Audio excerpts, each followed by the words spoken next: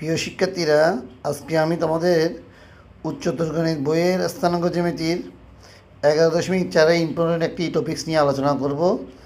আমি যে বিষয়টি আলোচনা করব, দেখো, A15 এবং B24 বিন্দু সমূহ দ্বারা অধিকান্ত সরলরেখার সমীকরণ বের করো। খুবই ইজিতে করব।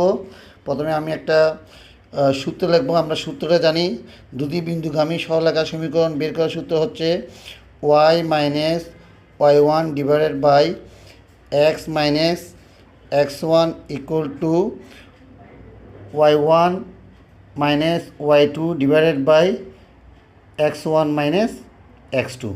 এখন তুমি মান বসে দাও।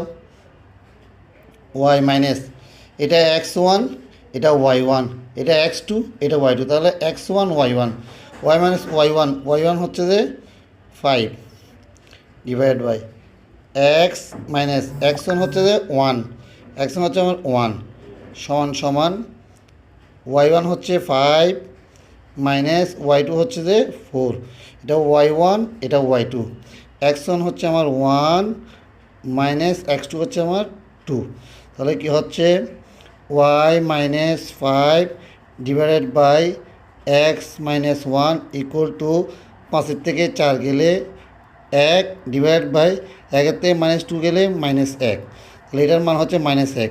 তাহলে y minus 5 divided by x minus 1 equal to -1। এরপর দেখো, এরপর কী করা যায়, এটার সাথে আরও গুণ করবো। -1 সাথে 1 গুণ করলে -x, -1 সাথে -1 গুণ করলে +1 ইকুয়াল টু y মাইনাস 5। এখানে -1 সাথে নিচে একটা এক আছে, একের সাথে গুণ হবে আর আরই গুণ, তাহলে কী হবে y মাইনাস 5।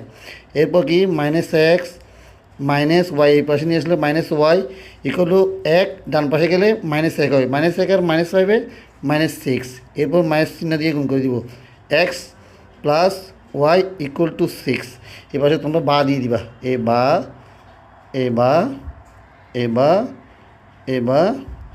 বা কারণ সমীকরণ অবশ্যই বা দিতে হয়। ওকে।